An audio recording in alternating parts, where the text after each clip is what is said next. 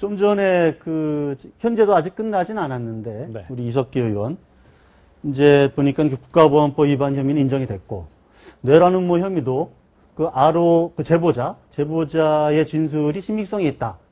이렇게 지금 법원이 판단하고 있는 것 같아요. 네, 그렇습니다. 예, 먼저 한번 우리 홍 교수님 어떻게 이 판결을 좀 예상하고 또 판단하시는지. 예, 지금까지 뭐 계속 지금 재판부의 그 판단이 계속 지금 나오고 있기 때문에 결정적으로 얘기할 수는 없습니다만 말씀하신 것처럼 국가보안법 위반에 대해서는 뭐 7명 전원에 대한 이 혐의가 인정이 됐고요. 그렇죠. 또 내란 음모에 대해서도 현재까지 나온 결과로 봐서는 내란 음모도 지금 7명 전원에 대해서 인정이 된 것 같습니다. 네. 뭐 그렇다면 이것이 사실이라면 지금 그 내란 예비 음모죄의 유죄가 인정이 되고 거기에 따라서 형량도 매우 높아질 수밖에 없다. 네. 그런 것이고요. 그 다음에 무엇보다도 지금까지 통합진보당이 이 모든 재판 과정이나 그 전부터도 소위 이번 그 아로 행사나 이런 것들이 통합진보당의 경기 지부의 공식 행사였다라고 주장을 해왔습니다.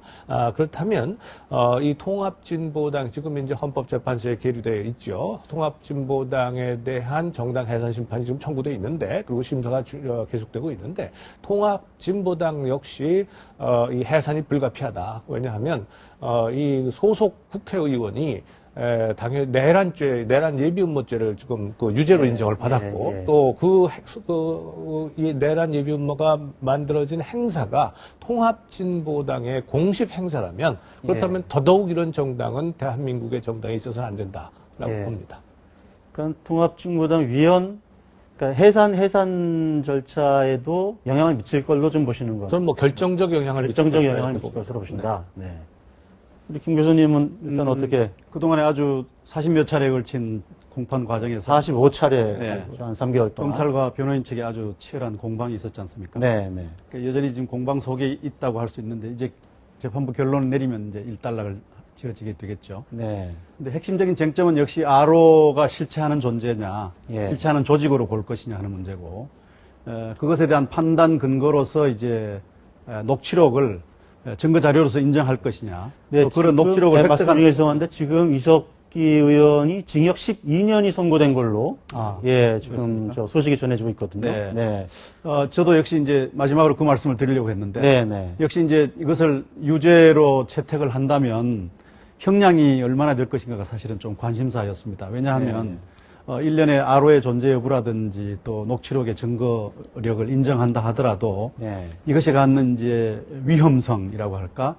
위협성의 정도를 어떻게 판단하느냐 하는 것이 형량에 반영이 되지 않겠습니까? 그렇죠. 20년 구형이라고 하는 것은 굉장히 그 위협성의 정도가 이제 크다는 검찰의 판단을 표현하는 것인데 재판부가 10몇 년을 선고했다면 12년을 선고했다. 그렇습니까? 징역 12년. 12년을 선고했다면 어느 정도 역시 그 위험성의 정도가 적지 않다고 이렇게 재판부가 판단을 하고 있는 것 같아요.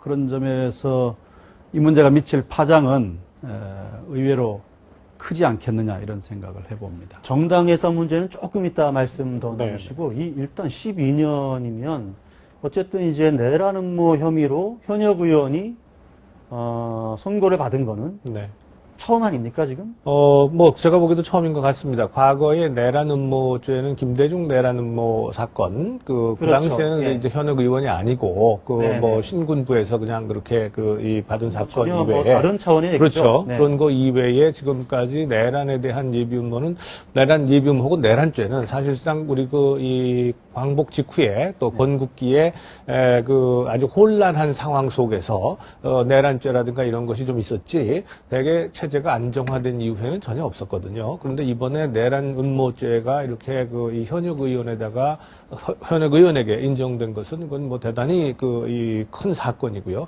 또 이 사건 자체를 재판부가 비록 1심이지만 사실상 국가를 위협에 빠뜨리는 그런 사건으로 봤다는 거죠. 인정했다는 거고요. 그래서 뭐 이런 점에서 아주 획기적인 사건이 될 것이고 앞으로 이런 일이 다시는 일어나서는 안 되겠죠. 나는 일어나도 안 되겠습니다만은 그러나 적어도 대한민국이라고 하는 국가를 유지하고 체제를 안전하게 보호하기 위한 사법부의 정당한 판결이 아니냐 이렇게 생각을 하고 있습니다. 그동안에 교수님 12년의 형량이 어떻게 느껴지세요? 일단 일감이. 저는 작지 않은 형량이라고 생각합니다. 아, 네, 그런 점에서 재판부는 이 사건의 어떤 그 위험의 정도를 아주 이제 중하게 파악하는 것이 엄중하게 아니라, 봤다. 예, 네. 그렇게 생각하고요. 홍 교수께서 조금 말씀을 꺼내셨습니다만은 사실은 내란 음모, 내란이라고 하는 죄가 적용된 사례들은 되게 정치적인 성격과 이렇게 맞물려 있었던 것이 많습니다. 예를 들면 6.3 사태 때 이명박 대통령이 당시에 대학생으로 신분으로서 내란이라는 혐의정을 말하자면 쓰고 또 몇 년의 징벌을 받은 경우가 있었고요. 그 다음에 뭐 5.18 때 김대중 대통령에 말하자면 적용된 것도 그렇고, 그 다음에 뭐 김영삼 대통령이 유신체제 말기 때 국회에서 이제 제명이 되지 않았습니까? 그렇죠. 그때는 물론 뭐 내란죄나 내란 음모죄는 아니었지만, 그러나 국가를 불안하게 하고 내란에 말하자면 어떤 그 위험을 주었다 하는 이제 얘기가 적용이 되었어요. 그래서 이번의 경우는 뭐 이것이 과연 정치적인 어떤 성격과 맞물려 있는 것인지 어떻게 보세요, 진짜? 뭐 여러 가지 이전 사건들은 뭐 정치적인 사건으로 볼 수 있잖아요. 내란이라고 하는 것이 뭐 바로 국가 체제하고 관련되어 있으니까 네. 정치적일 수밖에 없는 것인지 모르지만, 이번의 경우도 역시 출발 당시에 네. 이것이 어떤 현재 전국 상황과 좀 맞물려 있지 않느냐라는 의혹 제기가 지속적으로 있어 왔지 않습니까? 물론 이제 재판부는 뭐 그런 것을 고려하지 않고 판단을 한 것으로 뭐 믿을 수 있겠습니다만은, 그러나 이런 말하자면 의혹과 문제 제기가 재판이 끝난 다음에도 계속될 가능성이 많다. 저는 그렇게 생각을 합니다. 그러면 약간 좀 논란의 여지가 있다. 이렇게. 논란의 여지가 있다고 봅니다. 왜냐하면 출발 당시에 이런 문제가 제기가 되었기 때문에요. 그러니까 재판부의 판단과는 별개로 그럼 이석기 의원의 어떤 내란 음모 혐의 자체는 내란 음모 혐의와 국가보안법 위반 이 두 가지는 뭐 법원에서 판단했으니까 인정을 하지만 네네. 시점은 약간 좀 논란의 여지가 있다 이런 그렇습니다. 말씀이신가요? 이 사건이 이제 벌어지게 된 문제 계기라든지. 계기와 그 맥락 또 시점 뭐 이런 것들이 예. 정치적 상황과 맞물려 있다라고 하는 주장들이 초기부터 제기가 되었는데 네. 그 대목은 이제 이 법원 판결과 별개로 지속적으로 문제 논란거리로 남지 않겠느냐, 저는 그렇게 생각을 해봅니다. 홍 교수님은 조금 생각은 예. 좀 다른데요. 우선 이번 그 판결 이후에 이제 우리가 예상을 해보면 뭐 통합진보당에서는 무죄를 계속 주장을 해왔으니까 당연히 항소를 하겠죠. 그리고 12년의 형량에 지금 사실 자격정지가 몇 년이 병과가 됐는지 10년은 그냥 병과가 됐고요. 예, 이것에 대해서 과연 검찰이 그 만족하겠는가, 혹은 아니면은 검찰도 또 항소할 수가 있습니다. 형량 자체에 대해서도요. 그래서 이러한 그 어느 쪽에서든지 간에 하여간 항소할 것은 분명한 사실이다라고 하는 것이고요.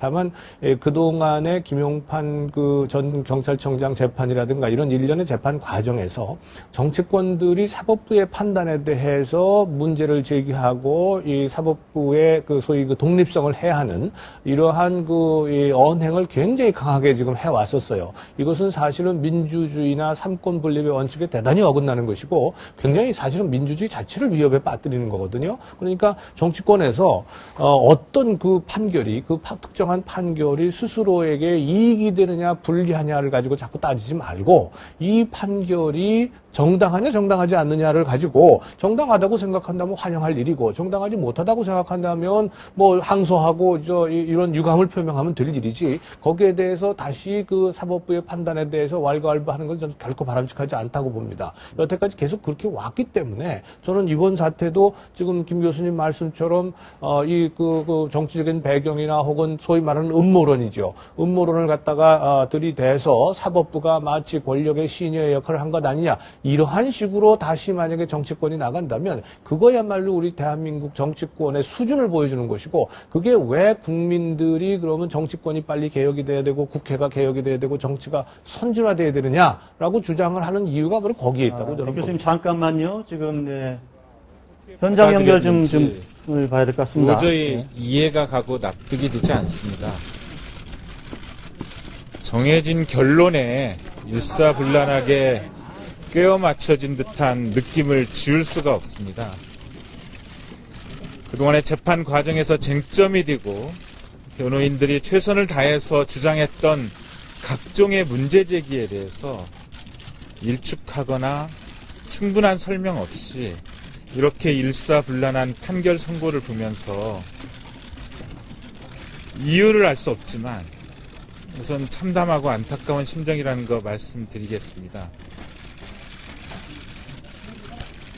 아마 사법부는 우리 사회의 인권과 민주주의를 지키는 최후의 보루이고 30여 년 전으로 후퇴하려는 이 사건을 적어도 후퇴를 막아줄 보루라고 판단했는데 어찌된 영문인지 이번 재판부에서는 그런 역할을 하지 않았습니다. 사실은 무수히 많은 질문들이 떠오릅니다.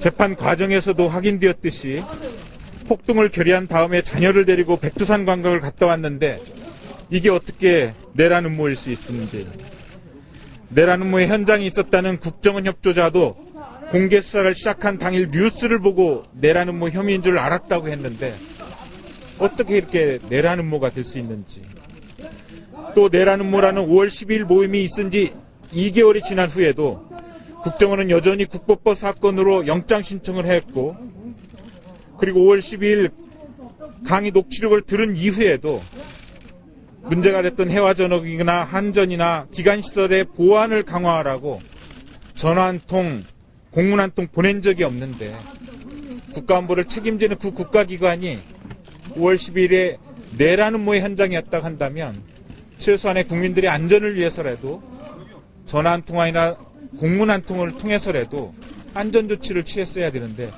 그걸 하지 않았다는 것은 이 사건을 수사했던 국정원조차도 5월 12일 처음 녹취록을 풀면서 내란 음모를 상상도 하지 않았었다는 것을 의미하는데 이게 어떻게 내란 음모라는 것입니까?